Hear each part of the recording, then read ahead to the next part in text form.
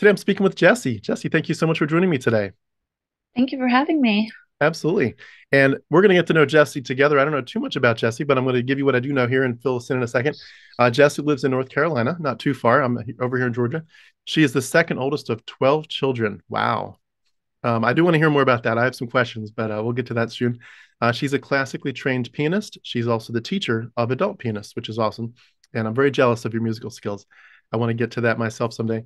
She has a side business, house cleaning for retirees. And she was, in terms of the reason we're here, the story, she was raised by fundamentalist Christian parents. She was homeschooled for all 12 years using curriculum such as Bob Jones, which I went to.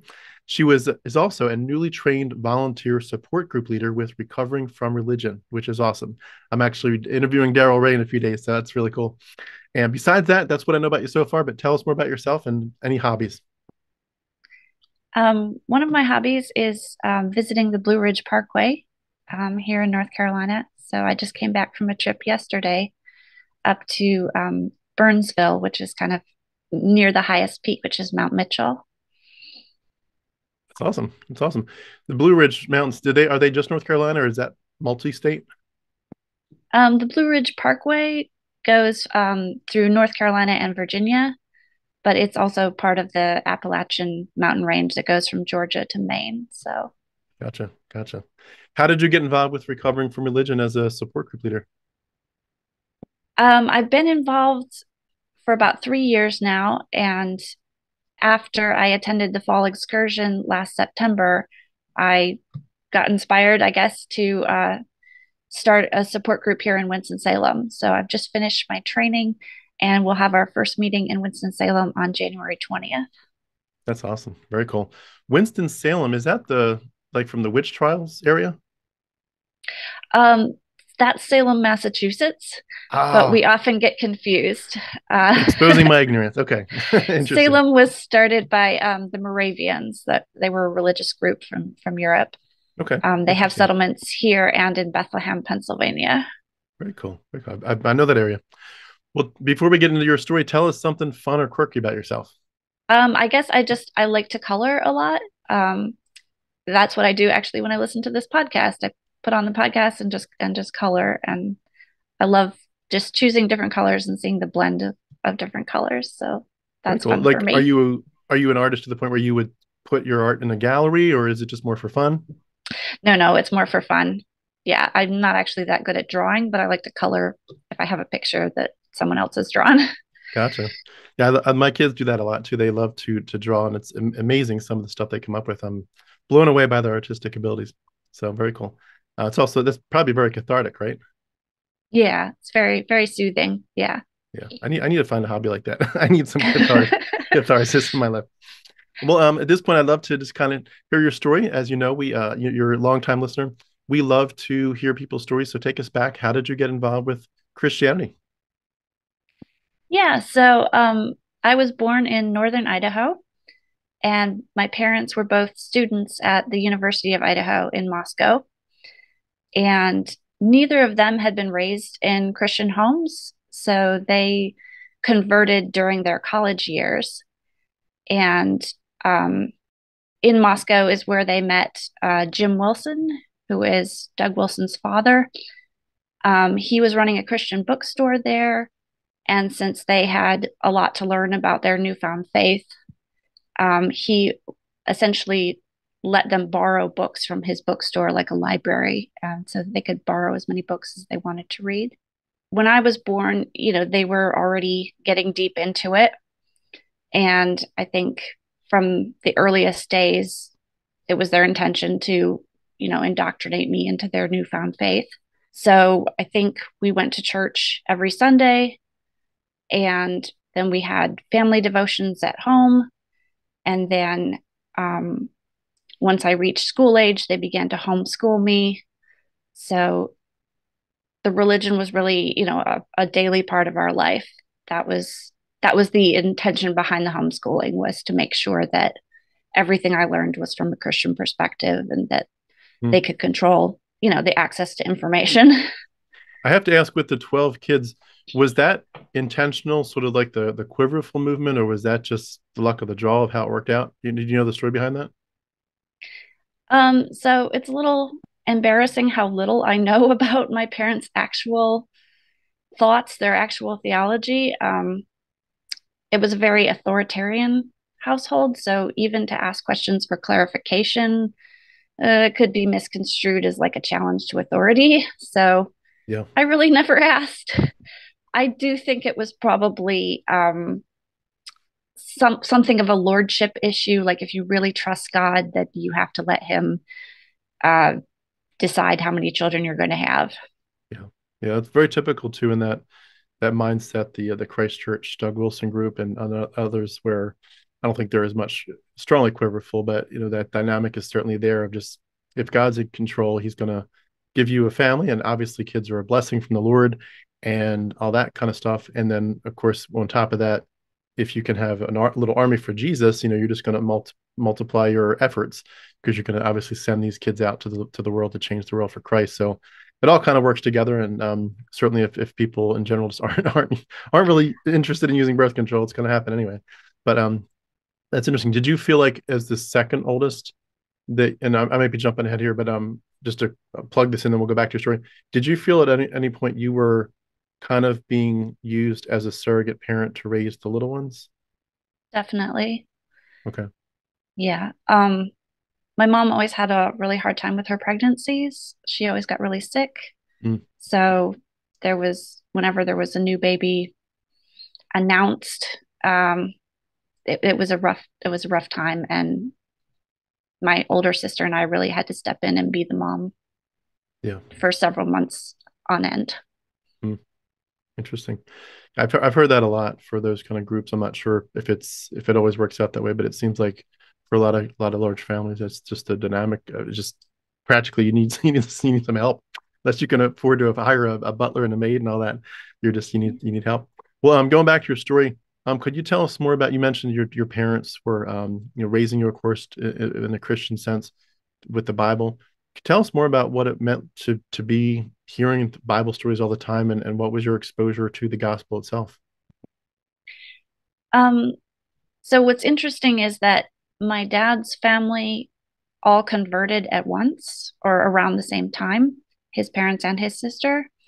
But my mom's family never converted. She was the only one from her family. So from an early age, I remember, having like bedtime prayers and, really praying for my grandparents and my aunts and uncles on my mom's side, that they would convert so that they wouldn't go to hell.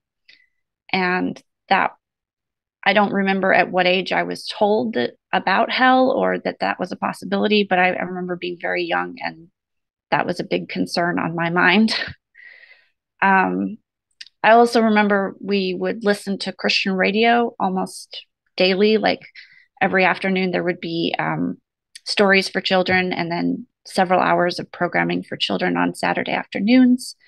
So we listened to a lot of the Children's Bible Hour produced out of Grand Rapids, Michigan with Uncle Charlie, and they would do the Keys for Kids stories. And, almost every day there would be like a gospel presentation and there would be the sinner's prayer and they would sing in the background with the children's choir and it was be very mesmerizing and kind of lead you through the call to salvation. So um I think I was about 5 years old when I had this concern about my grandparents going to hell, and it was like a hot summer night, and I was trying to go to sleep, and my mind was kind of turning, and I got thinking, well, if it's this hot here in the summertime,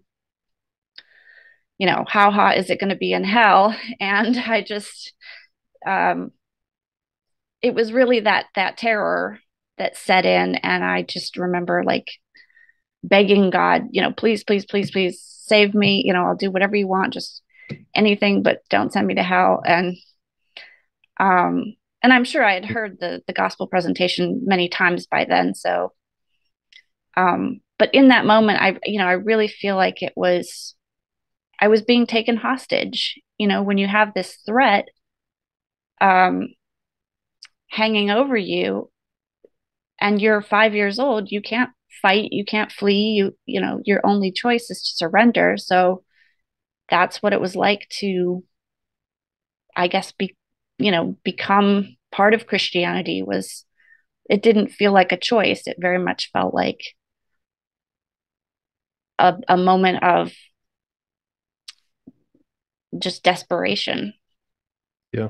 It's amazing. I'm in a sense sort of stepping out of the story for a second to make this comment, but it's amazing that, when you think of a classic love story, and I say this tongue in cheek, but, every classic love story starts with somebody saying, you know, yes, I will love you. Please don't hurt me.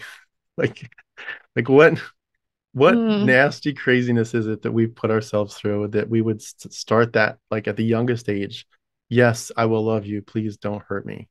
Um, what a crazy narcissistic worldview we've been in. It's just nuts to even think about. But anyway, so did you, despite the health factor, was there the positive side of like, okay, but this is like God is my friend and he cares about me.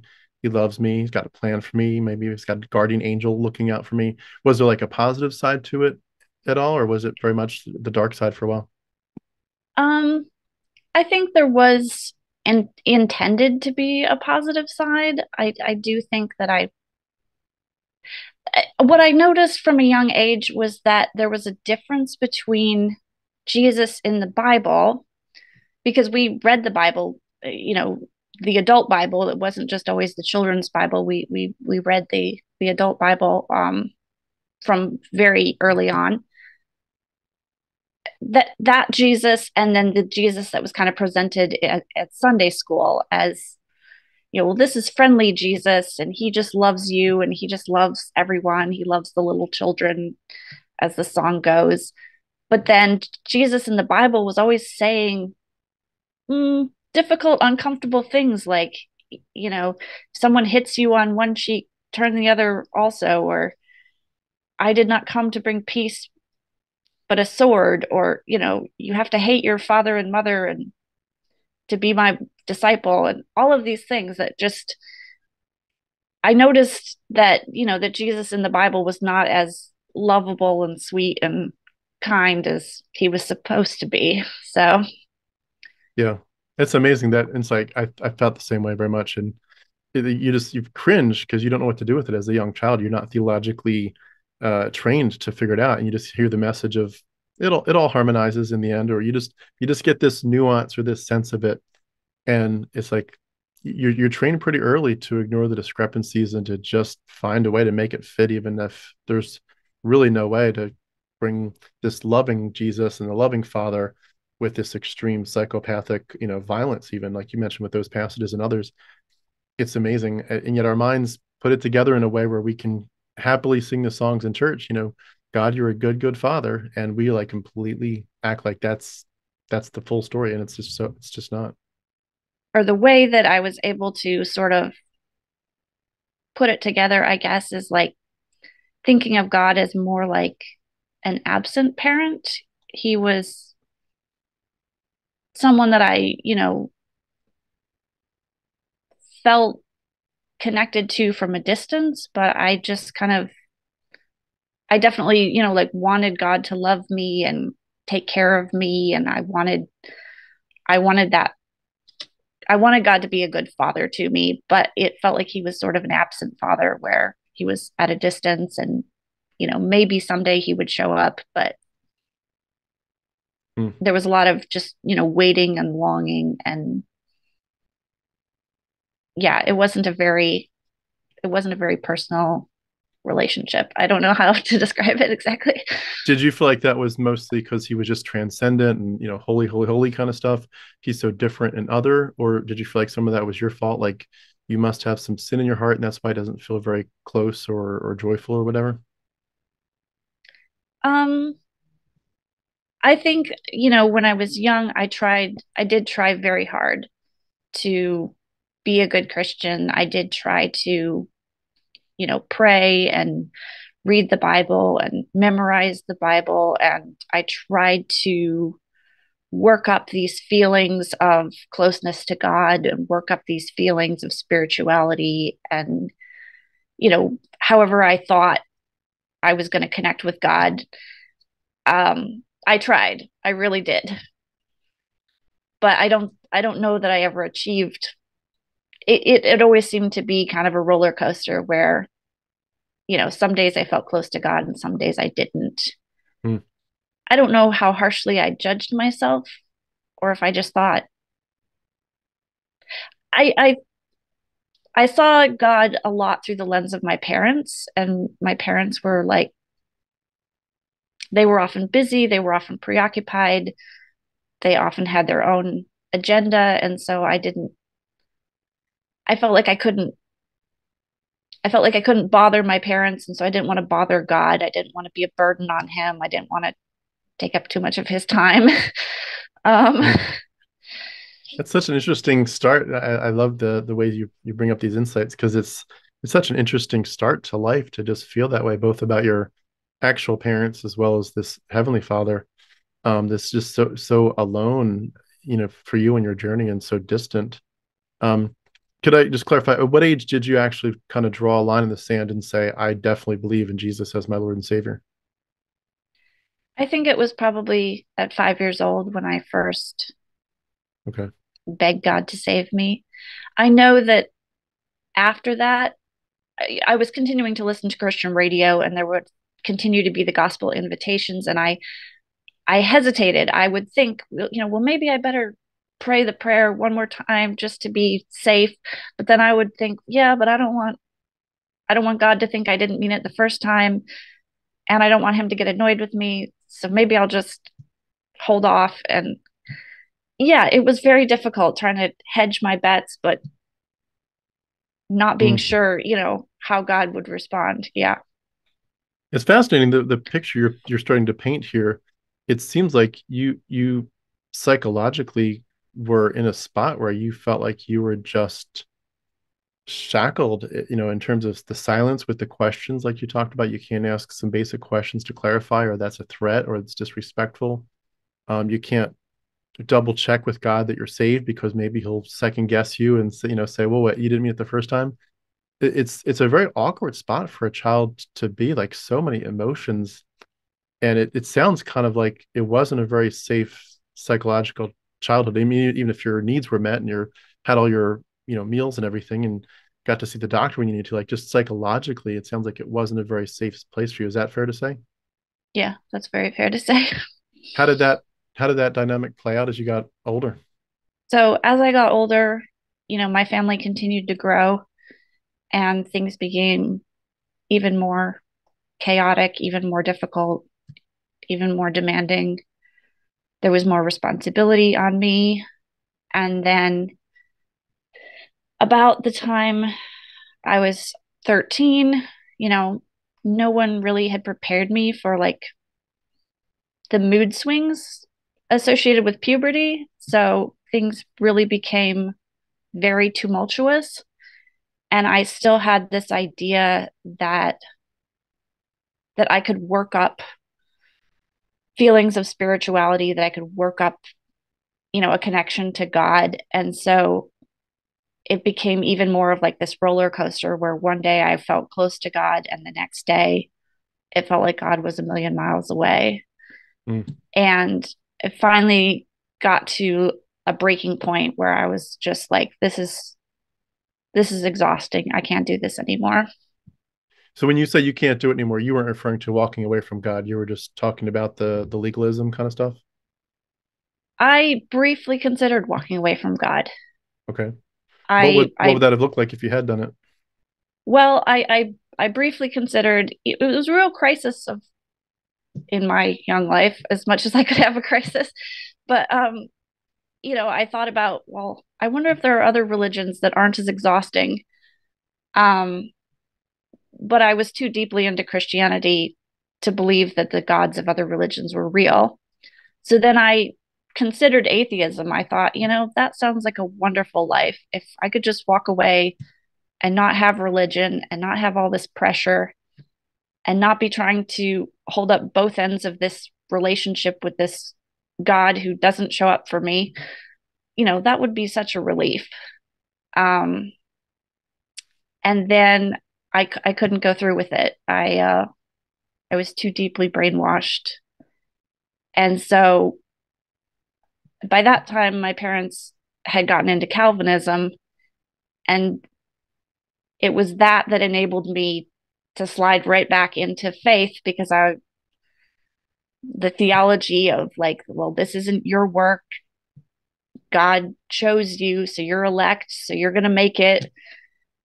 Yeah, I like saw the freedom and I couldn't get there. Hmm. Could I um, could I dive into that a little bit with a few questions? And some of this is going to sound like devil's advocate. I don't mean it to sound like I disagree at all with that because I think it makes perfect sense. But could I just clarify when you talk about like when you had the relationship that was strained with Christianity, like there's a lot of ways in which we as Christians made it so difficult for ourselves. Legalism, horrible expectations, shaming each other, putting each other down, all that kind of stuff. Um, we could go on that tangent for a while, but when you add it all up, it is in a bucket, so to speak, that's very different from the bucket that just says, "I just love my Lord and Savior," and saying you need to wear a long skirt every day, and you need to never talk back to your parents. You need to be submissive to your dad, especially, and all these. You need to read the Bible at least an hour a day. Whatever the rules were that are oppressive, that is very different from the fact that God is your loving heavenly Father who is never oppressive. And Jesus talks about, my burden is easy, my yoke is light. He's your in a sense the church's husband, so he's like your spiritual husband who's obviously in love with you enough that he was willing to die to purchase you back from the slave market of sin. And so you've got this love relationship where God is clearly real. He's clearly done this, he's put you in this family where he's enabled you to know the gospel. I mean, what a blessing to know the gospel from the earliest days. And you know about God's love in a way that the rest of the world needs desperately to have, and they don't have it, but you got it. It sounds like the loving relationship part of it, this just like in my experience is what a lot of our churches push towards. Like it's not about going through hoops and doing this. It's do you love God and do you receive how much he loves you? He is the lover of your soul, as some of the songs would talk about. Did you feel like the legalism and just the other dynamics ended up putting it to the point where it was hard for you to see God as a loving father and to actually like see him working in your life and speaking to your heart? Because most people I've talked to talk about the idea that it's not that they felt like Christianity was like they weren't neck deep in Christianity. They were neck deep in their love life with Jesus. The way you phrased it makes me think it was harder for you to really see it as an emotionally beautiful relationship. Is that fair to say, or how would you put it? I think it was very much, it wasn't just the legalism. I didn't have a hard time following the rules because being homeschooled, being in that environment, I didn't have many temptations or many opportunities to break the rules. That wasn't difficult for me. It was the personal relationship that I found difficult. Like I would read in the Bible, that we should pray without ceasing, but that's pretty exhausting. Or, that we should exhibit the fruits of the Spirit. We should have the joy of the Lord, but trying to be joyful all the time is like, that doesn't work when you're a human being with emotions. And so it was really, I mean, I was pursuing this relationship with God. And like I said, one day I would feel close and feel connected to God. And the next day, like that would be gone. So it was the roller coaster of the emotions and thinking that my every emotion was a sign of my, you know, spirituality or my, devotion to God. Hmm. So it was really, I just got burnt out on, trying to manufacture this this feelings of love and connection and closeness to God. Hmm. Did church like your time at church on Sundays and other days and youth group, did those seem to help or hinder or make no difference to that dynamic? We really only went to church on Sunday mornings, and we weren't allowed to go to youth group. Oh, really? Um, Was that because they were too yeah. liberal or Um, well, we went actually. We bounced around to a lot of teeny tiny churches that didn't really have youth groups, okay? and that was. I think my parents were always looking for some kind of ideological purity, where no one would ever disagree with them, um, Wow. which was not very realistic. Um, and also, I mean, I think if youth group came up, it was kind of this idea they didn't want. I always felt like my parents didn't trust the church people, even like they didn't want anyone to influence us except for them. Hmm. I So, was going to ask you about that. You kind of alluded to it a little bit, but the idea of call it sheltering. Could you tell us more about what that looked like in your home environment, like in terms of both the church stuff, but any other access to information or conversations? What was sheltering like? when I was one, we had to move away from Idaho and we moved to Syracuse, New York. And there was an active homeschooling community there. And so we did get involved in some extracurricular activities. And we went to the largest church, which was not very large, but it was the largest one we attended throughout my childhood. So there were other children to play with and to make friends with. Um, but when I was 10, we moved to Pennsylvania. At that time, like we moved into a rural area. There weren't many other homeschoolers around. There weren't many extracurricular activities to do. And our family was getting so large that it just wasn't practical to haul everybody around everywhere. And so from age 10 on through adulthood, like we were much more isolated and we just really went to church on Sunday and that was about it. With that big of a Sometimes group, I would accompany my mom to the grocery store or other errands, but we really didn't have yeah. friends or social outlets. With that large of a family, did it feel like you were kind of your own church or becoming a small church yourselves? Oh yeah, we would walk into some small church that only had like 15 members and we would like almost double the size of the congregation. People would get very excited. Did you all have one of those big church vans eventually? Yeah, eventually we had a 12 and then a 15 passenger van. Yeah. Wow, that's amazing.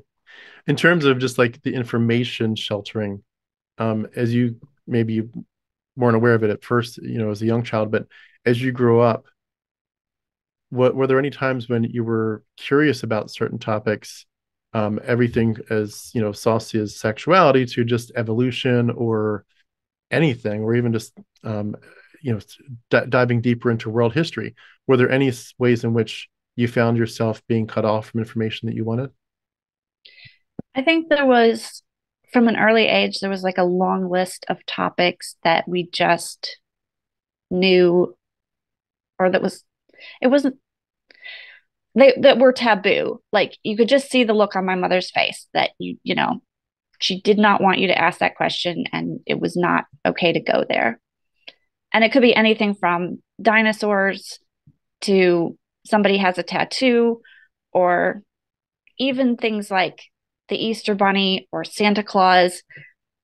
That was like a threat to God because it was taking away too much of his holidays. I mean, it Mm. was really,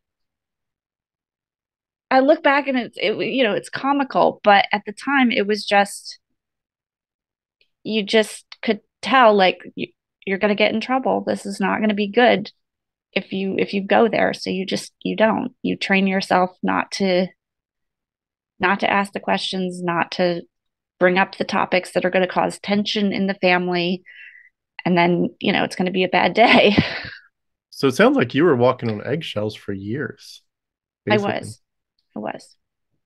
That's, I mean, that honestly, it's heartbreaking to hear it. I almost feel like I'm in disbelief at how extreme that sounds, and I could believe it. I saw some of that in my family circles, but definitely nowhere near to that extreme level. Um, just kind of looking back on it now, and I don't want to jump ahead too many times here, but jumping ahead to just for a moment to today, when you look at that dynamic, like how do you heal from that? Not even from the religious trauma, but just from the overall family trauma of like, you better not talk about this or that or the other thing, or we're gonna get you. Like, how did you start to heal from that as a mature adult? There was a lot of physical abuse in my family, from both of my parents. And yeah, we weren't safe. We weren't safe in our own home. And I basically became a perfectionist because that was what I thought would the best strategy to try to keep myself as safe as possible is just, never upset anyone, never do anything, never make any mistakes, never make anyone angry. And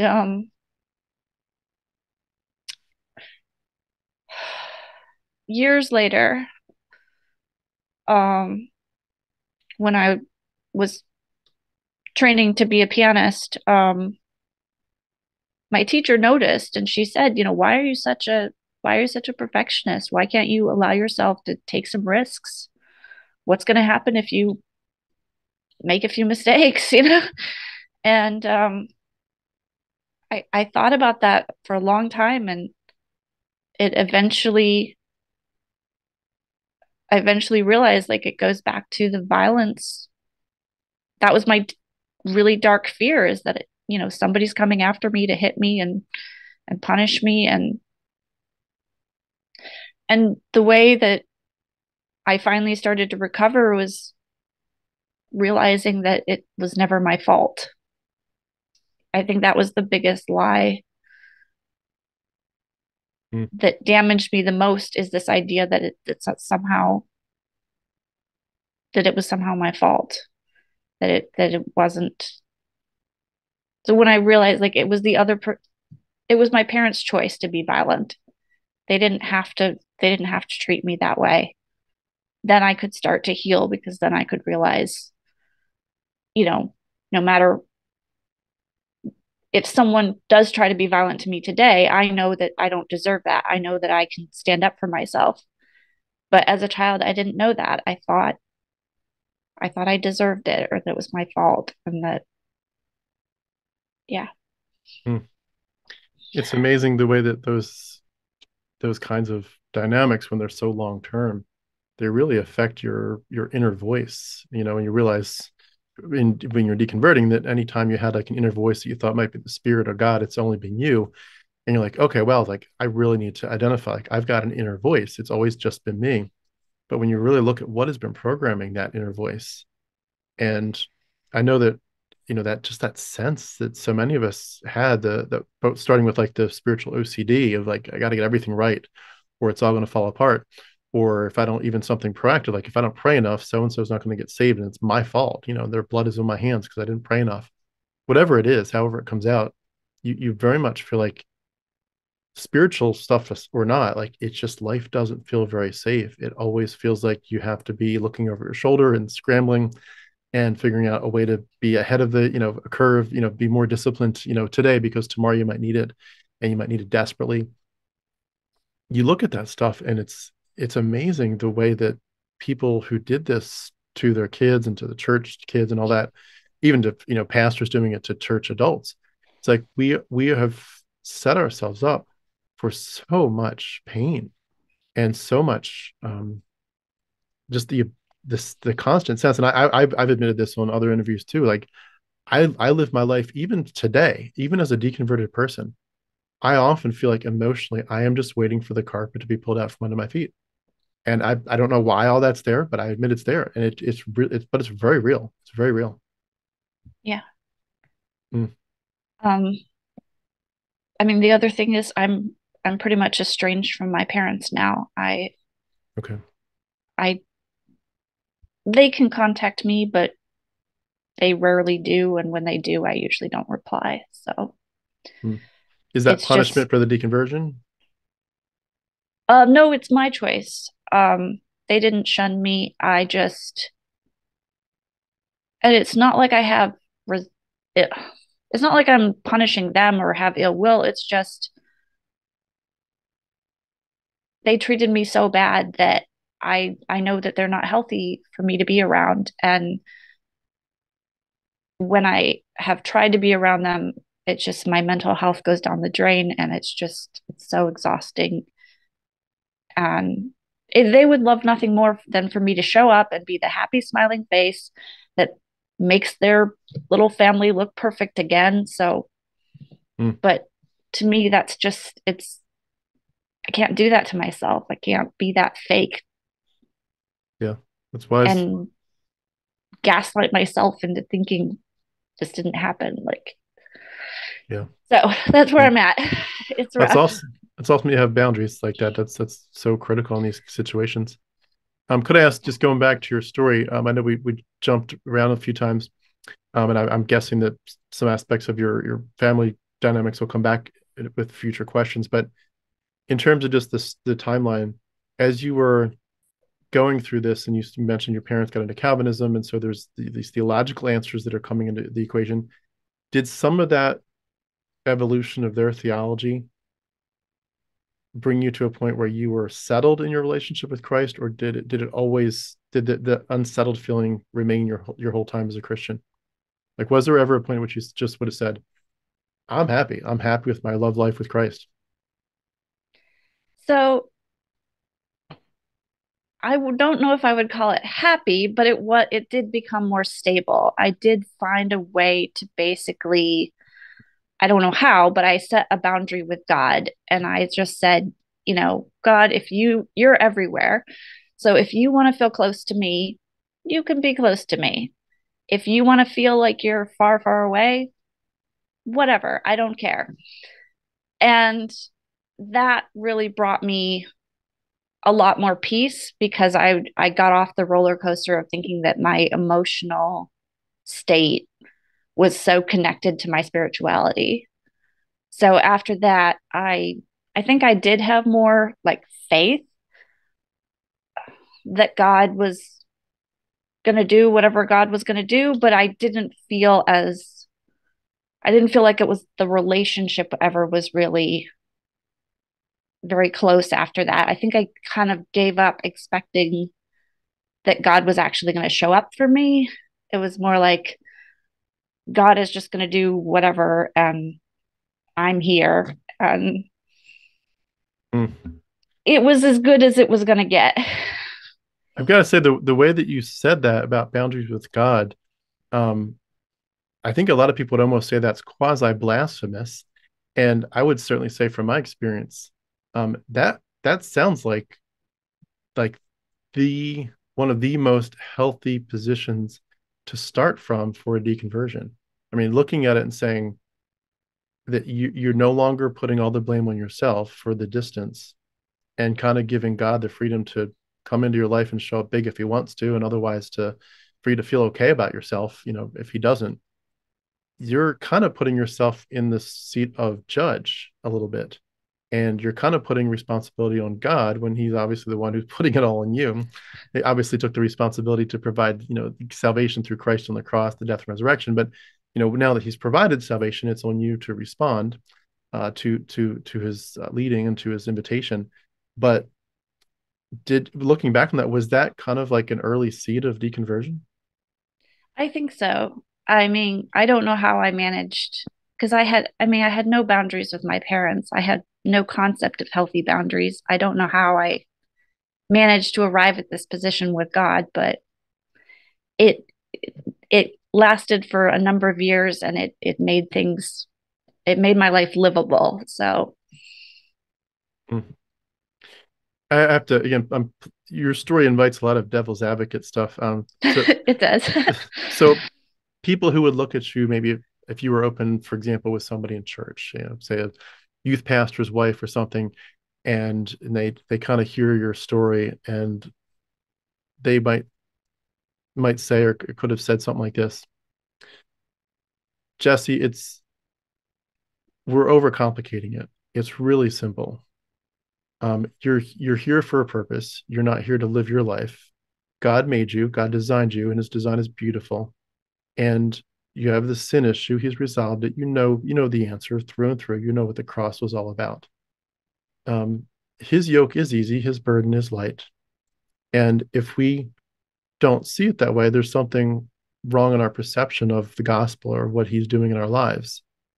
What you need most at this point is to let go of all the questions and the anxiety and all the angst of why isn't this working, and simply open your hands up to the overwhelming, ridiculous, crazy, beautiful love of God that just wants to love on you and hug you and hold you tight. He just wants to let you know he's there. He is your daddy, and he's the most loving daddy you could ever imagine. He will never hurt you. He will never let you down. Anything that feels like hurt is actually just him protecting you from yourself, all that kind of stuff. When they would look at you and try to oversimplify it in those kind of terms, if they would do that, or if you did that to yourself, you kind of gaslit yourself into thinking that. How would you felt? How did you feel if those kind of conversations ever came up? And if you were to have them today with somebody and say like, you can go down a million paths, but it comes down to one simple thing: the death and resurrection of Christ, the power of the gospel to transform your heart. And if you aren't experiencing the joy of the Lord, again, it comes back to the gospel. Are you truly understanding and living out and believing and embracing the gospel of how bad you were with sin and how glorious his salvation is? When you apply those, there's no choice but to almost be spontaneously laughing. I got saved from my sin and from hell. What else could I do but just rejoice and dance before the Lord? When you would hear that kind of stuff or say it to yourself, what would go through your mind? I think first off, I would have been the only one saying that to myself. I can't stress enough how chaotic my family was, how much, we were just struggling to keep our heads above water every day. I mean, Hmm. there wasn't a lot of time to delve into these big theological concepts. It was like, this kid's about to fall down the stairs, that kid needs a diaper change, this kid's fighting with that other kid. You know, most of my life was consumed with trying to just get through the day. And are we going to read nap time stories, or do we have time for American history? And will we do science today, or should we just cook dinner because that's more important? It was just, there was so much responsibility and so much going on. And Hmm. it was like, I didn't have a lot of time to dwell on stuff. And then no one, it was, I was so isolated. I mean, there was nobody that knew my inner life or cared about my feelings or my thoughts, or as long as I was towing the line, as long as I looked like the good child. I mean, there just wasn't that attention of like, let's have a conversation. Yeah. And people at church, we looked good on Sunday. We paraded in like we were the perfect family, and everyone complimented my parents how well behaved your children are. Hmm. And we weren't allowed to go to Sunday school at that point. I was when I was real young, but at a certain point my parents were like, no more Sunday school. So we had to just sit with our parents in church. People didn't really have a chance to get to know us. We were Yeah. there for 1 hour on Sunday, and that was it. And yeah, it was very much about the outside. If the outside looks good, let's not look any deeper. So you weren't So just walking on eggshells. You were in like survival mode all this time. yeah, I was in my late teens. I mean, I really just kind of dissociated. I think I just went numb. And Hmm. yeah, your brain just, the brain is amazing. When it decides that you need to shut down parts of your awareness, it just does. Yeah. I do want to ask, and I know we need to get back to the timeline of towards your deconversion, but just to kind of flush out the worldview context, could you dive in a little bit to gender roles? And I can make some assumptions from what you've said so far, but tell us like what was it like, being a young woman in this family? what was your model from your parents like, and what did you expect had you, stayed in the straight and narrow, as it were? What would you have expected to have been your gender role as, as a, adult woman? Yeah, so my parents had very traditional gender roles. My dad went to work and provided for the family financially, and then my mom stayed at home with the children and took care of the house and did all the she would manage the childcare and the homeschooling. And so I think from an early age there was this idea that I just saw my mom getting increasingly overwhelmed. Like she just couldn't keep up with all of the children. She couldn't keep up with all of the housework. She couldn't keep up with the homeschooling. And we just became like the employees. We did the chores, we did the homeschooling. That's why I always, when I say I was homeschooled, I always put that in quotes, like, well, I was sort of homeschooled. It was under that label, but really, I mean, so much of it was done by myself. I was in an echo chamber where I had books, but if I didn't understand the books properly, or I had no one to really check on my comprehension and see, like, are you really learning this, or is it all going over your head? So you were kind of So, neglected in that sense. yeah, it was a lot of educational neglect. Hmm. There was a lot of emotional neglect. Yeah. And so Christianity taught me that I had to, sacrifice my own needs to put other people first. And so my whole identity was wrapped up in my family. It's just taking care of them, do what they need. Um, and and so then when I thought about the future, which was pretty seldom because I was also taught that God had a plan for my life, that that I didn't, as a woman, it wasn't my place to make decisions. God was going to have this plan, and then probably a man was going to tell me what God's plan was and what to do.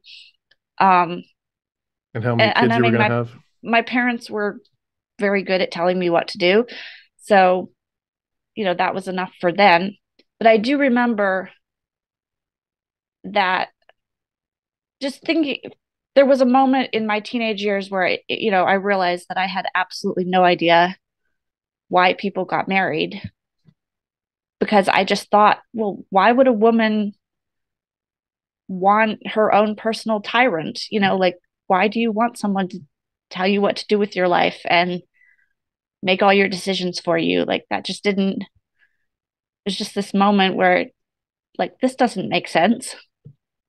Hmm. And so I decided that I wanted to be a missionary, only because all the famous women missionaries I read about weren't married.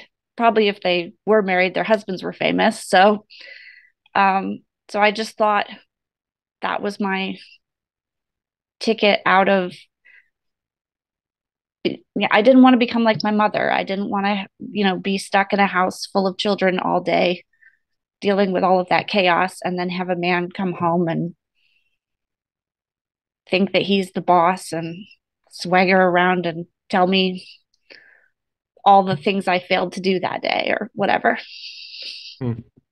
That So, is, I completely applaud you, even for thinking through it at a young age. But wow, it hurts to hear that, because um, just it's the I mean, one of the biggest missing pieces in that, of course, is just the overwhelming beauty of romance and affection and tenderness and sweetness and kindness and love and playfulness and touch.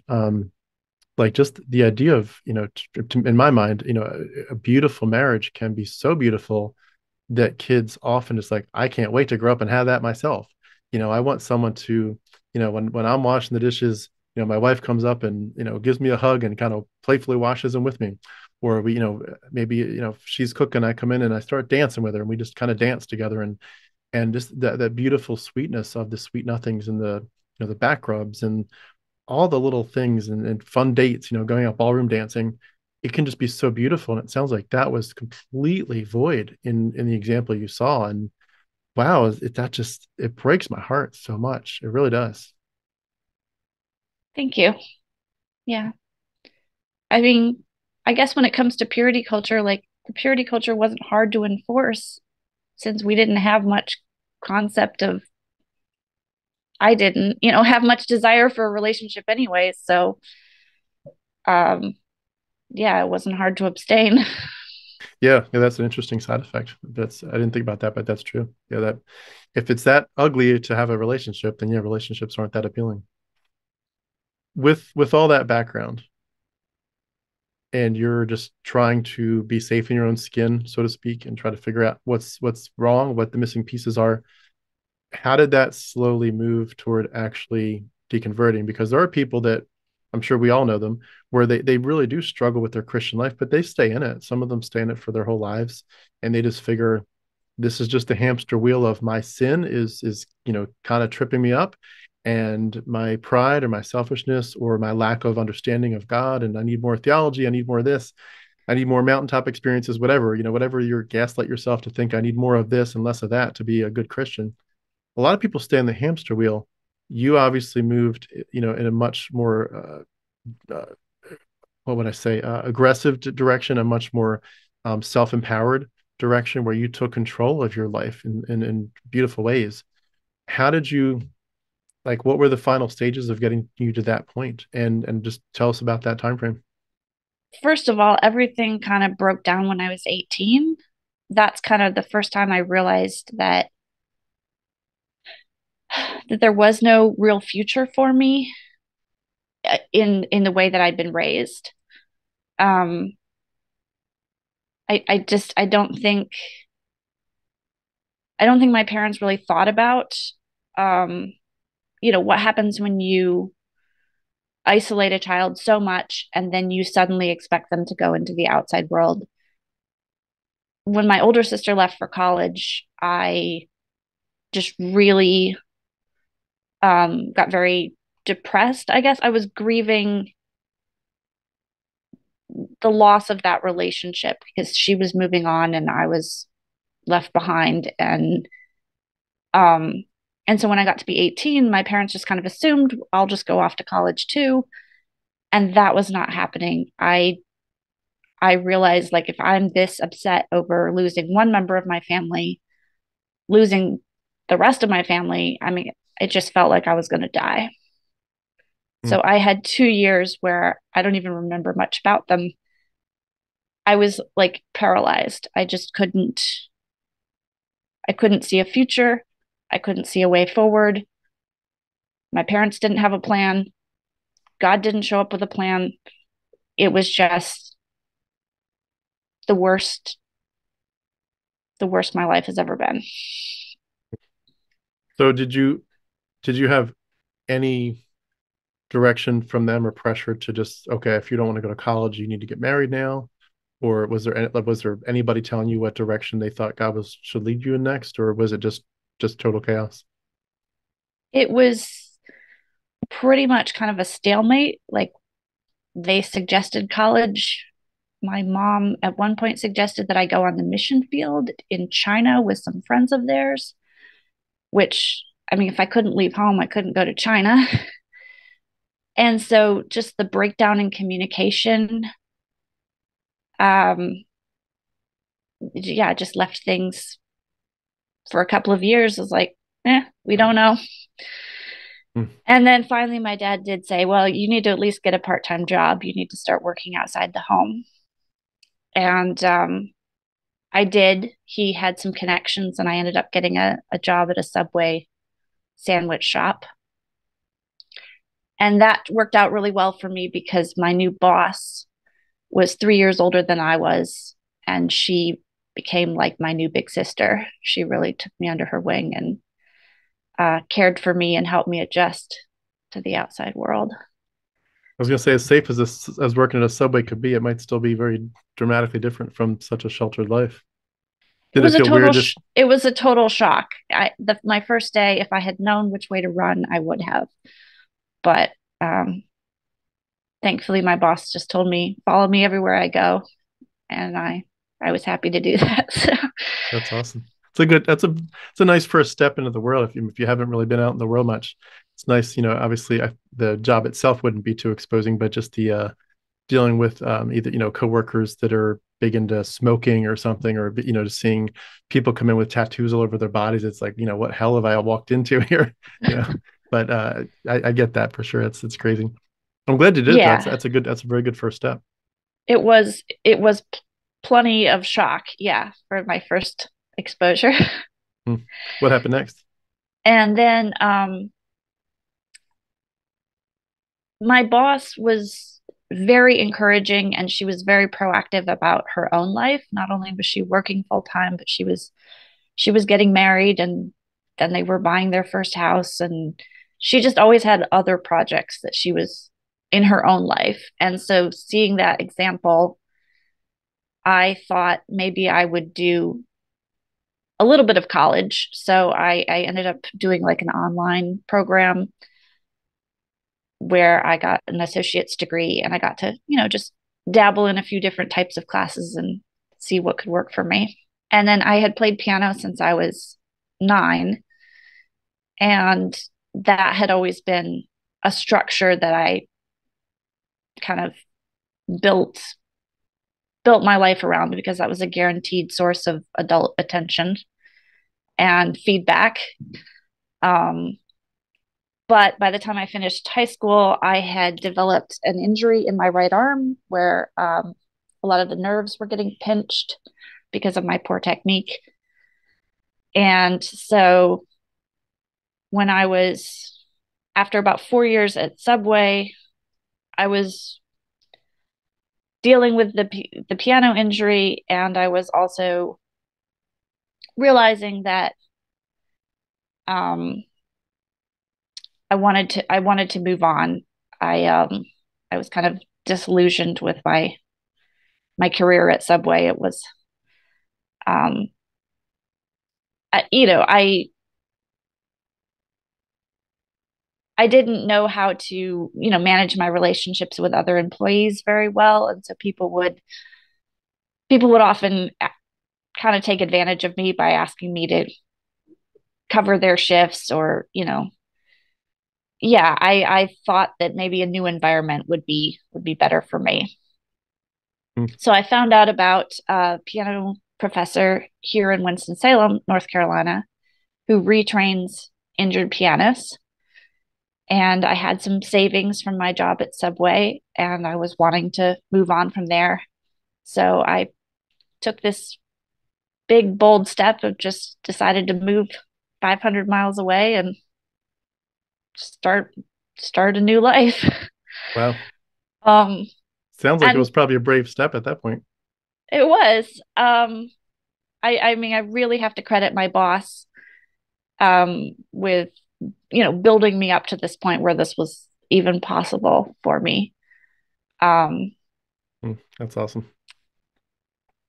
yeah, and I think just also the ignorance, the naivety, the not, there was so much I didn't know about the world, and so I just thought, oh, this will be fine, and it did work out well in the end, but it was quite a ride. Yeah. It's amazing too, the difference that just has someone who believes in you and doesn't put all that bizarre theological pressure on you. It's just like someone that just sees you at face value, cares about you, and believes in you and thinks the world of you and thinks you're going to do great things, and just is there to just be a cheerleader for you and a friend. That makes such a difference. It's crazy how that can change, especially if there's been a big lack of that in the past. So that's awesome. Yeah, my boss was, very accepting, and she told me, she said, I don't think there's anything wrong with you. You can be as quiet as you want when you're around me. Just like I accept you as you are. I just need you to be outgoing with the customers. So Yeah. that acceptance was really, really important to me. Mm, that's awesome. So you weren't moving to North Carolina at that point. to escape. You were just taking the adventure, so to speak. Yeah, Okay. I I got accepted into Salem College, and so I was gonna try it out for the one semester and see how I liked this new professor and see if she could help me with my piano injury. And I told my parents, I might be back at the end of the semester, but I want to go check this out and see what it's like. And it turned out really well. The professor was awesome. She helped me a great deal. Um, and I really saw, a lot of progress in that first semester. And so decided to stay. Hmm, that's awesome. So when you moved to Winston-Salem, was there at that point any sense of being spiritually free, even if it wasn't the main motivation for moving? Was there any sense of like, oh, I'm free, like I don't have to answer to my parents, at least for this time frame, in terms of what I'm doing, what church I'm attending? Was there any freedom happening or blossoming at that point? Um, I was really surprised that when I arrived 500 miles away, that my parents were still in my head. I brought a lot of baggage with me in my head. And so no, I didn't get a huge burst of freedom. I felt like I still had to I was still looking over my shoulder, worried about being perfect, worried about trying to follow all the rules, trying not to get in trouble. Mm, I was just way too enmeshed with my family. Like my self-worth just completely collapsed because now I was doing something for myself and I wasn't serving other people. I wasn't taking care of my family, wasn't living my life around what everybody else wanted. And I just felt so selfish and I just felt like worthless. Like I don't know if I deserve to be alive. Like here I am just taking up space and resources and I didn't see myself as like a worthwhile or valuable person. I thought wow. maybe I'm if somebody else had been born in my spot, like they could have been worthwhile or valuable, but I didn't see myself that way. Mm. Just purely because you had done this to improve your life, in a sense, that was so selfish in your mind that you were doing something wrong. Yeah. Wow. That blows me away. I'm not even sure what to say. That blows me away. Mm, And I didn't realize until I'd already started, it took a while for all those feelings to rise to the surface and for me to be able to articulate like this is what's wrong. Um it just started out as, just a sense of anxiety and panic and a constant feeling like I needed to diminish myself or be as small as possible or be invisible or just not take up space and you mm. know Almost like um you're apologizing for being alive. yeah, yeah, That's that just again blows my mind. It's you have been through. I mean, I know hell isn't real, but if there was in a sense of hell, you've been to hell and back. yeah. Mm, So but thankfully my professor was very enlightened and she arranged for me to meet with the dean who literally put her arm around me and walked me to the counseling center and yeah, got me into counseling at the school there. And yeah, so I had 2 years where I met with a counseling intern at school, and that it was good. They taught me a lot of practical ways to like manage my anxiety, but there was just layers and layers and layers of stuff I had to work through. And so I'll skip ahead a little bit, but after the 2 years of counseling, then I had started to read different books that they recommended to me. And in one of the books, I found out about a group called Codependence Anonymous. It's a 12-step group, but instead of like recovering from, or you don't have to be an addict to join, it's more of a positive thing where if you want to have healthy and loving relationships, you can join whether you're codependent or not. Mm. And so I thought, well, that would be good as sort of a year-round support, and it's free. And I couldn't keep depending on the school to provide me with counseling. So I got into Codependence Anonymous. And what I noticed about that group was that it was just the safest place I'd ever experienced. They have something called no crosstalk. So the main feature of the meeting is the sharing time. And when someone is sharing, they just hold space for that person to express their thoughts, their feelings, their experiences. They can say whatever they want to say. And then the group responds by saying, "Thank you for sharing." And that's it. They don't add to, subtract from, edit, correct, give you advice, tell you you're not doing it right. And so to be in a group where you're just accepted for who you are and where you are, and even if you say things that don't make any sense to anyone else, they just thank you for sharing. And that was the first time that I began to experience like having my own autonomy and not having to always conform to the group to belong. So that was just a lifesaver. I mean, I just looked from one meeting to the next. I was like, just can't wait till next week for the next meeting. Mm. It's been amazing. The first And time you felt that safe was not in the church, but was in a place right. without any talk about God or the Bible. Yeah. Um, and I wasn't even like working the 12 steps or anything. I was just going to the group and just soaking in the acceptance. And then, I did start to think about the 12 steps. And the second step is that you believe in a higher power that can restore you to sanity. And so I started to think like, does the God I grew up with have anything to do with sanity? Like, no, not really. and and the more I thought about it, because you are encouraged to define your higher power in that group. And it can be anything. They tell you it can be someone chose an old shoe for their higher power. It can be anything, and it doesn't have to be supernatural. So I was looking for my higher power and thinking about the God I grew up with, and also thinking about the patterns of codependence. And I realized that I was super codependent on my parents. Most of my thinking had been shaped by them.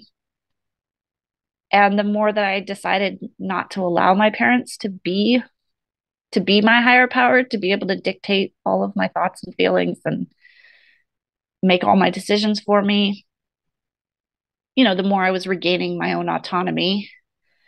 And then I was thinking about the addiction model, and I was thinking, well, my family is not addicted to anything. Like, we don't have these problems. But then I got thinking, you know what? God is our alcoholic. He's the one that we tiptoe around, that we walk on eggshells for. He's the one that we make excuses for why he's not functioning the way he should, why he's not pulling his weight. And he's the one that we spend all of our time and energy praising him and stroking his ego and propping him up.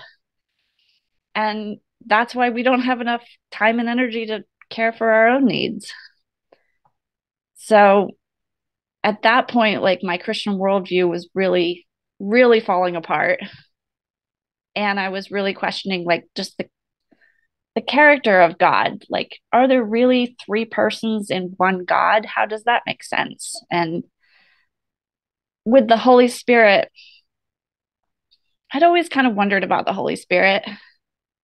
And because I don't think I ever really felt like I was filled with the Holy Spirit or knew anybody that I'd seen that in. And then there was that verse, I think it's in Acts somewhere, uh, where Paul is asking some Christians, like, have you received the Holy Spirit? And they say, what? We don't even know if there is a Holy Spirit. And then I wondered, well, how could they be Christian if they weren't worshiping the right God? And if they didn't know there was a Holy Spirit, how could they be worshiping the right God? So, and then I started to question Jesus, and like I said, as a child, I noticed that Jesus in the Bible was kind of a prickly character, always saying these controversial things. And I got thinking about him and the God of the Old Testament, and I was thinking, could he really be part of the same God as the Old Testament? And that just kind of fell apart. And then it was God the Father who was left, and I wasn't, that's when I really began to notice that he was very not a nice person in the Old Testament, that in the New Testament he didn't get any better because now he had hell to threaten people with. And so it just all began to fall apart. And it was just like watching the ground under your feet just crack and crumble. And then it was just in free fall. I didn't know what was happening or where this was going or what would be left whenever I got done. It was a very scary time. Thankfully, by this time I had graduated from college, and so I was working several part-time jobs that I had started while I was in school. And other than that, I was just depressed. I was just lying in bed.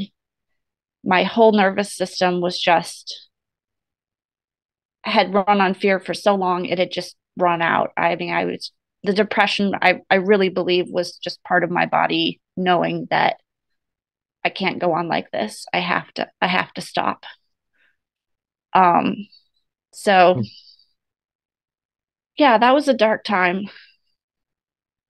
Yes. And Did you then, have any friends that you like developed where either, girlfriends or guy friends, whatever, dating relationships, anything where you could have just poured out your heart to anybody privately and someone to just kind of, either literally or figuratively kind of give you a hug through that? at that time, I did have a sponsor in the Codependence Anonymous group, and she was an older woman, and we had an interesting relationship, but I would talk to her on the phone a lot, or rather, I would call her and tell her how depressed I was, and then she would talk to me for a while. And I don't think she really understood my issues or knew how to make me feel better, but it helped that she was there and that she was willing to talk, and just it was kind of just somebody to hang out with, I guess. Yeah. And then I had started house cleaning for this retired couple, and that woman, well, they took me in. They were kind of like, to this day, they're like my functional parents. I go to work for them every week, and we'd have an update. How are you doing? And if anything really bad happens, they're there for me. They've shown up for me on more than one occasion. So Hmm. That's it's good that you've got at least some of that developing. So as you're going back to the period where you're just very, very depressed and dealing with all this stuff, um, did you feel like you were in any way kind of like crying out to God? Like some people I've talked to will say, my faith was dissolving, my worldview was dissolving, but I was kind of like, I just know that I know that I know that someday it's all going to come back together. It's going to come back to the way I was taught. And they kind of make this last ditch effort, like, God, it's time for you to please show up big and show me that you've been the real God this whole time. And like, how are you emotionally processing the loss of God while still having that intense worldview behind it? I think all through college, even though I had started attending the Codependence Anonymous group, I still kind of held on to my faith. I was so busy, I didn't have a lot of time to think about it. And so then after I graduated, uh, and I started to get really depressed, I still thought that God had a plan for my life. I still believed that God's will was that God was going to show up with some message to tell me what to do next because I didn't have a plan. And it's it's so embarrassing because it's that arrogance that Christians have where it's like God has time to help me find my keys, but he can't do anything about this child dying from cancer, you know? It was like I still thought God was, yeah, had time to make a plan for my life, even though clearly he wasn't showing up for millions of people who are starving every day. I mean, I was still stuck in that arrogance and that self-centered kind of the Christian idea that, that we're so special. So it wasn't it took months before I realized like no, God isn't showing up with Mm. any kind of special message for me. He isn't showing up with any kind of plan. And he hadn't. I mean, I realized more and more that my whole life, everything I thought was like God directing my life earlier had been my parents. And then once my parents weren't as involved, it was me doing whatever I thought my parents would want me to do next, or I was in school, I was doing whatever my professors told me to do, or yeah, it wasn't, there never had been any Mm. divine guidance.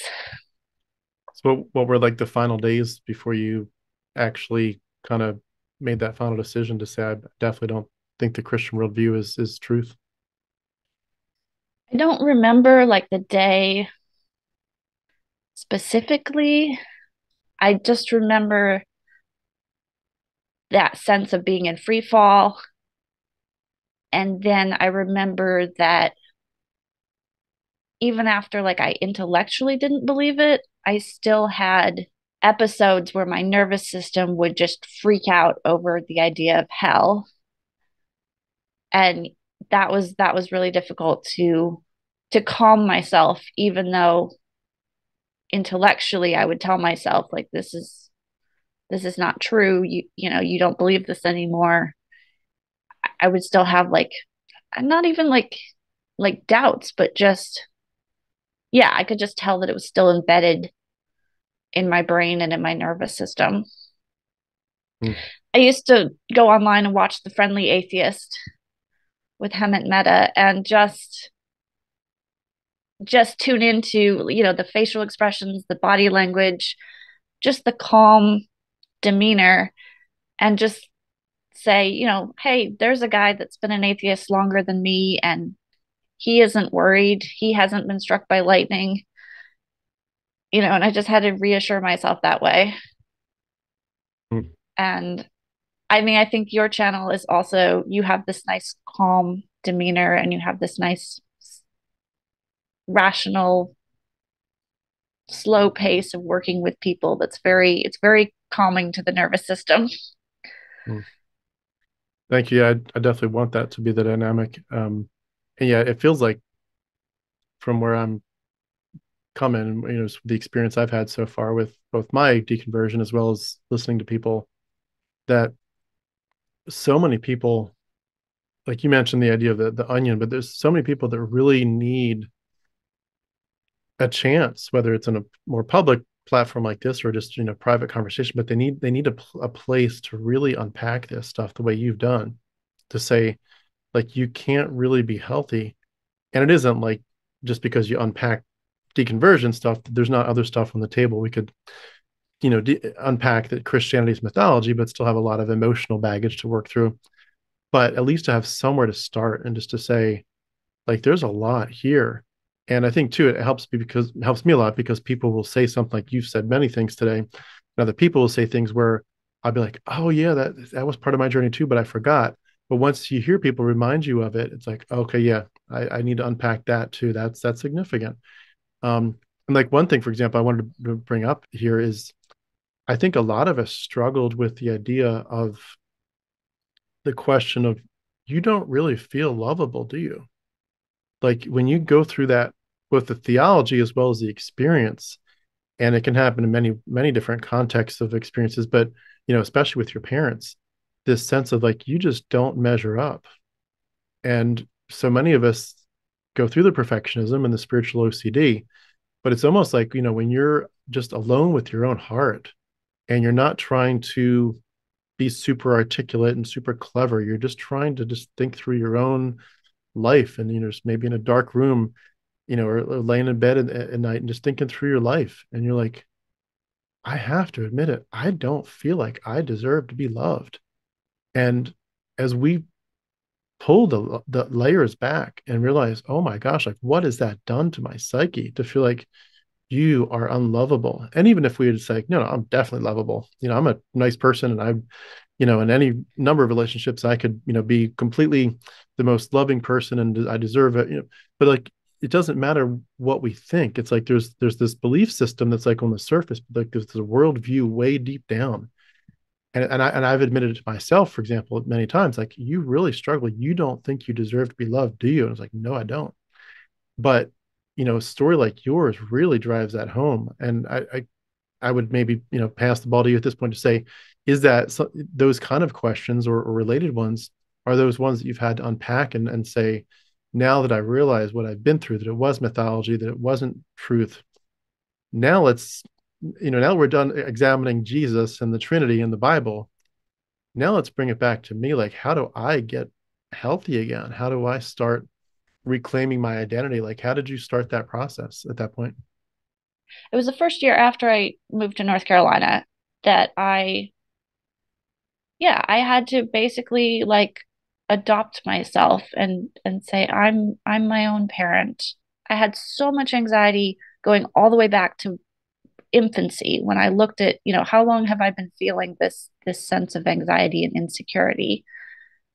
It was all the way back since I think I was a baby. We we moved from Idaho to New York when I was one because the economy in Idaho was crashing. I mean, and our family was, my parents didn't. My dad had just graduated from college. He didn't have a job yet, and it was a scary time. So yeah, I had to go back all the way to infancy and start reparenting myself and start to deal with this like huge pile of unmet needs. And oh, it's been that would take a much longer time for me to tell you about, but yeah, it's been several years now, and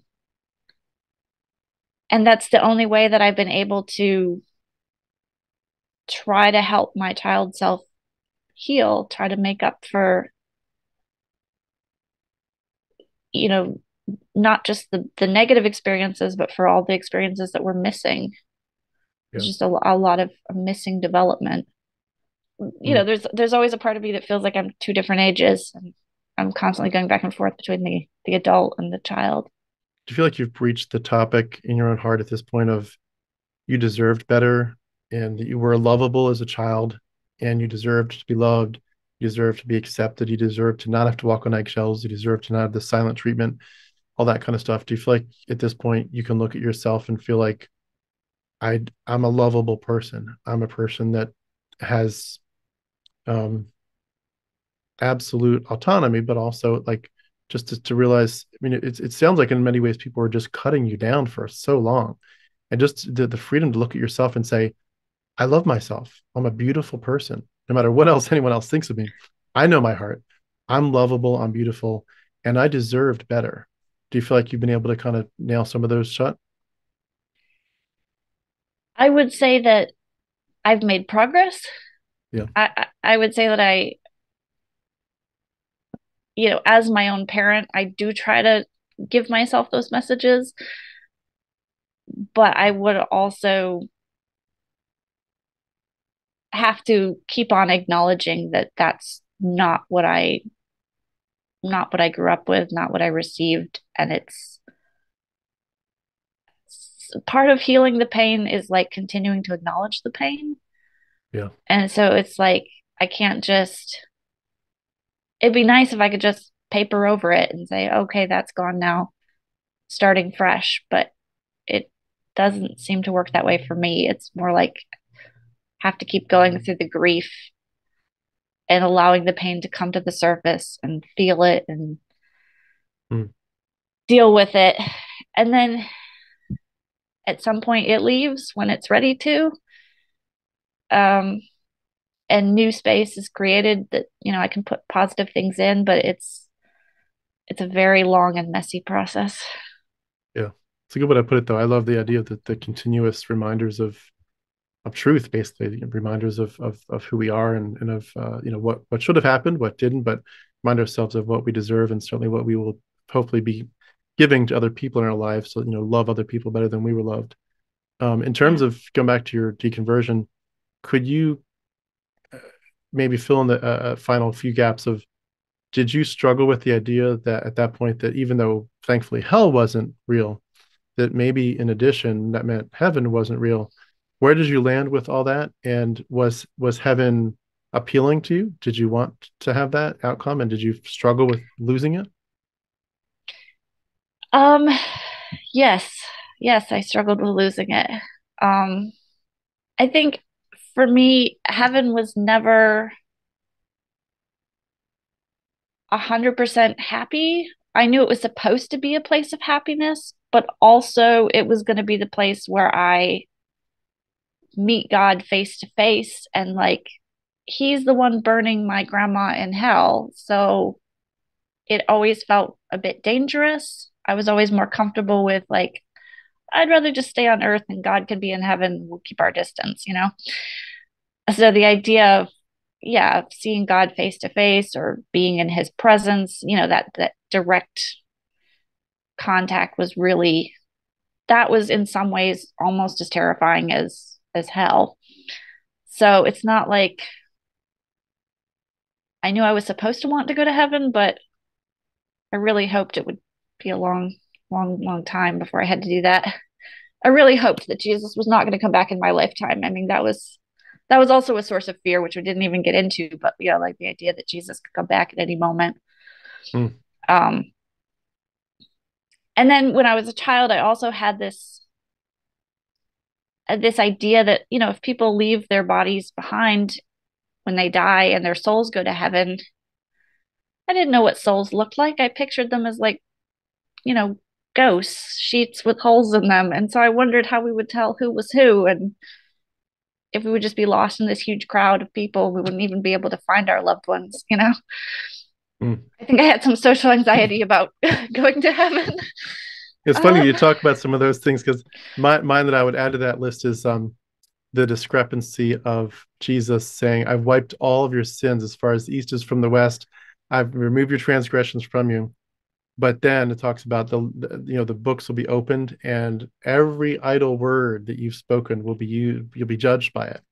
oh And so no. it's like every little thing they would always portray it almost like in the really sexual sense or something like if you looked at that magazine when you shouldn't have, God Mm, knows, and it's not just that God's going to have a private little chat with you about it.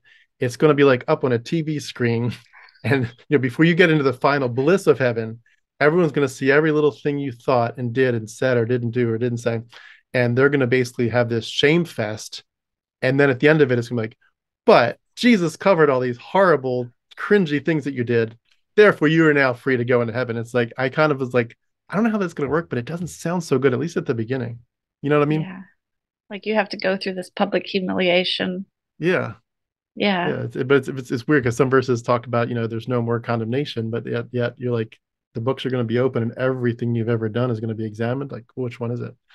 But Yeah. how do you land with it now? Do you feel like you've healed from losing it than just in terms of the bliss part of it?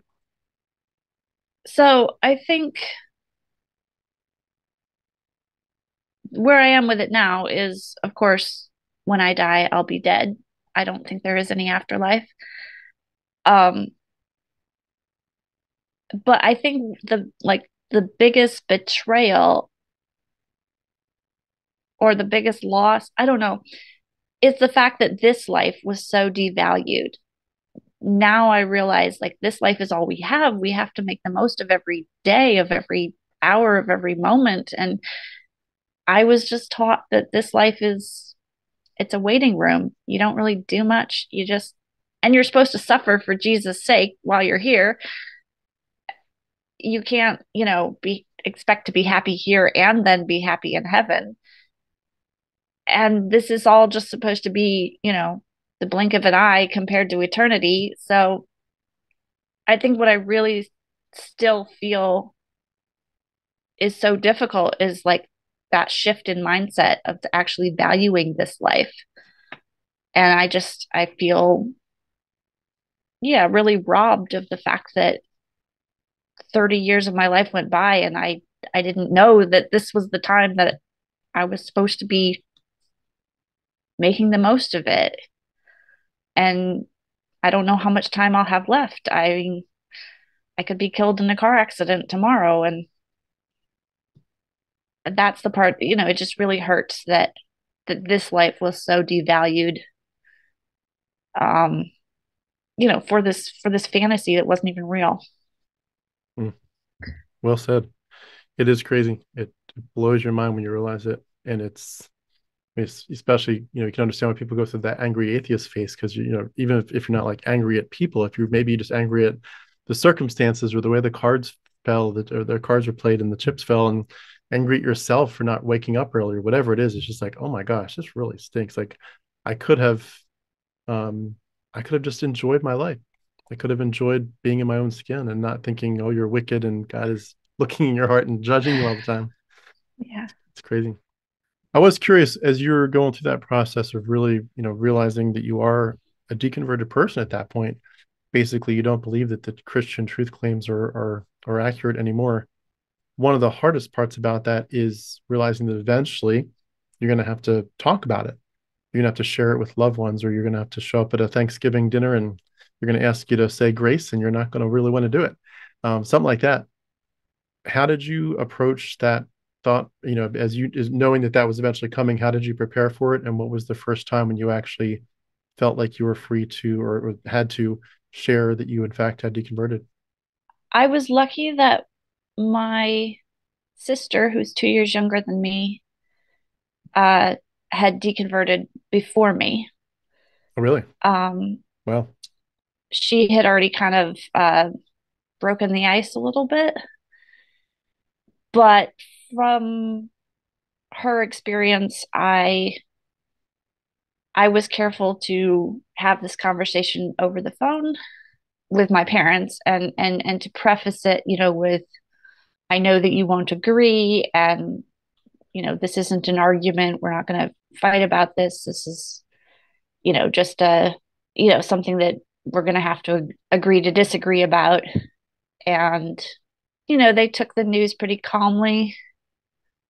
And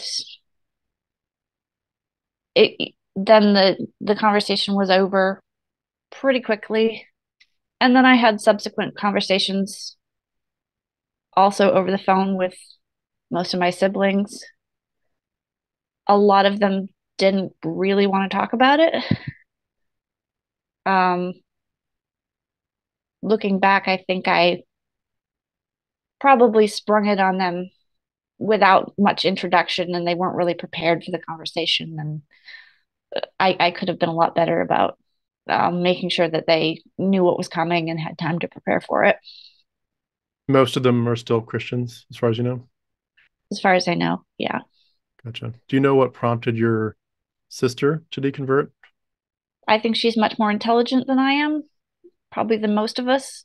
So she saw a lot of problems from a very young age Hmm. and couldn't wait to leave home and start her own life. And I haven't asked her exactly how her deconversion went down, but yeah, she has a much braver personality. She's usually somebody that's more able to handle confrontation.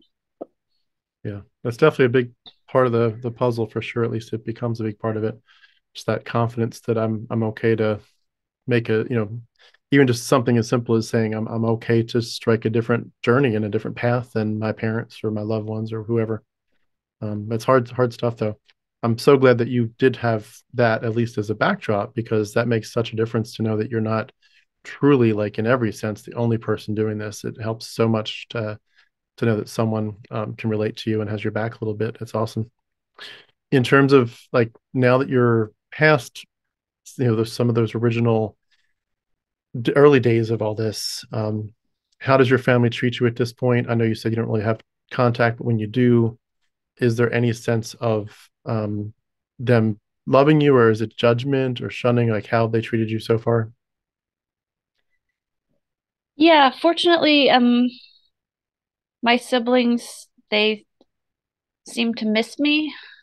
They are, loving in their own way.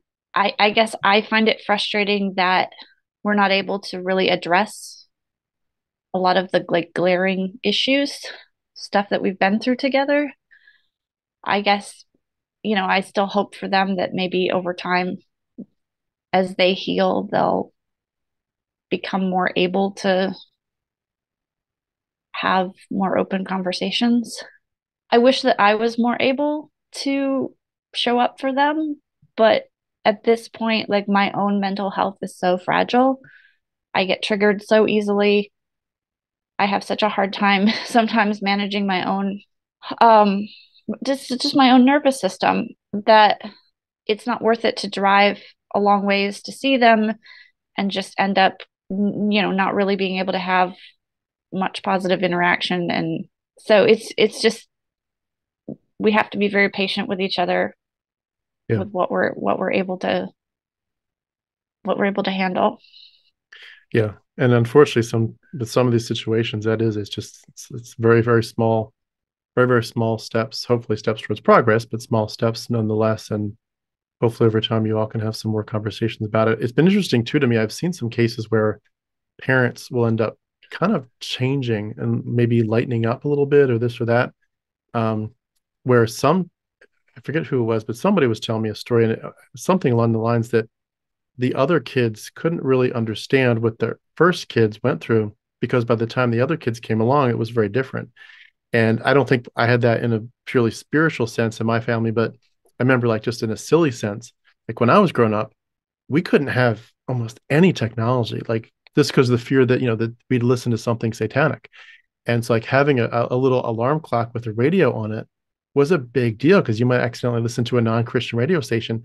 But my little brother, who came along like, 10, 12 years later, he had like a TV and a stereo in his room. I was like, what in the world? Like, how did you get privileged to get all that technology? And I could, an alarm clock was like the biggest thing. And it was still like, let's hope this doesn't turn into something satanic.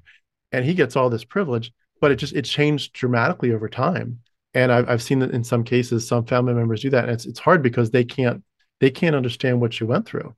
I'm not sure if you want to comment on that, but I know for some families that's the way it's worked too. It's definitely a factor in my family, especially because of the large age range between, my oldest sister is 2 years older than I am, and my twin brothers were born when I was 21. So partly just as because of time, partly because of position in the family in the birth order, partly because of what age we were when different major events happened in our family. I mean, we've all had very different experiences, and yeah, the messages we got, whether we were boys or girls, because there was definitely a different treatment for depending on what gender role you were expected to. It's yeah, we're all very unique. Mm. Well, I know we've gone through a lot here. I know we could probably do another one maybe at some point more on some topical things, but just to kind of wrap up this one for today, I did want to ask, could you give any words of advice in brief for someone that's towards the beginning phase of the harder parts of it, where they're just saying there's these concerns, there's these issues, things that maybe hurt, wounds from my family or my church, or maybe it's none of the above. It's just like I'm just looking at the Christian worldview and it just doesn't add up anymore. Why does God need blood to forgive? Why can't he just forgive? And why does Jesus look like so many other Greco-Roman mystery cults and gods. And why did Yahweh have a wife named Asherah and now he doesn't? Like, so many questions that come up. And whatever it is that prompts them to get to this point, they're all of a sudden saying, my faith is in a crisis. And I don't think I can go back. I've seen too much. I can't unsee it. Something's changing. I'm either heading towards being a very liberal Christian, which if you're from a traditional background or conservative background, it's like that's pretty much as close as you can get to demonic anyway. Like I'm going to either be a liberal Christian or I'm going to be something else, but I don't know what it's going to be. But it's all really, really, really scary. And I know that either way, I'm going to lose a lot of respect from my peers and my loved ones as I eventually talk about this stuff. But I can't do it anymore. It doesn't make sense anymore. Um, to someone in those shoes, what advice would you say to maybe not necessarily even move it forward, just to get through those hard days? I guess the important thing that I would say is to trust yourself. There were definitely times throughout the process that I wondered if I was crazy. I wondered if I was losing my mind, but I kept digging and eventually, what rose to the surface made sense. There was something at the bottom of all of my feelings and all of my confusion and all of my doubt. The truth eventually came up to the surface and I realized like I'm not crazy. I'm more sane than I give myself credit for. And I think a lot of it has to do with safety. The way to move forward like is to find safety. The more safety you have in your life, the more you can allow yourself to ask the questions and the more you can receive the answers. So whatever people can do to find safety, it's a big deal. Mm. I love those answers, and it's amazing too that once you realize you haven't had that safety, and then you find it or slash create it, you get to a safe point. You realize I'll never give that up again. Like I gave up too much autonomy.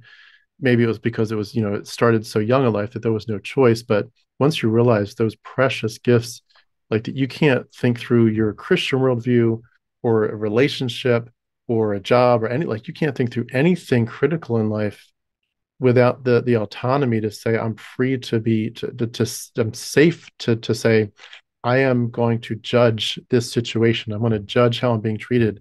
If I'm being abused, I'm going to call it that. I'm not going to placate it. If if this job is taking advantage of me, I'm going to call it what it is. If this worldview doesn't add up, I'm going to call it what it is. But just to say I didn't have that, like you said, the safety to have a voice and to speak my mind and to investigate. Once you have it, you're like, oh my gosh, like I will never let this go again. I think for a lot of us too, like that also transcends to whenever you're like in an abusive relationship in life. Like once you've been abused and you let it go for a while, you're like, oh well, maybe it was my fault, maybe this or that. And then you wake up and you're like, oh my gosh, I've been severely abused. Like this person has really taken advantage of me in multiple ways. Once you wake up and you get past that, you're like, I will never, fingers crossed, whatever as they say. But I will never let myself be taken advantage of again like that. Like this was so wrong. And that certainly is exceptionally true regarding Christianity. Yeah.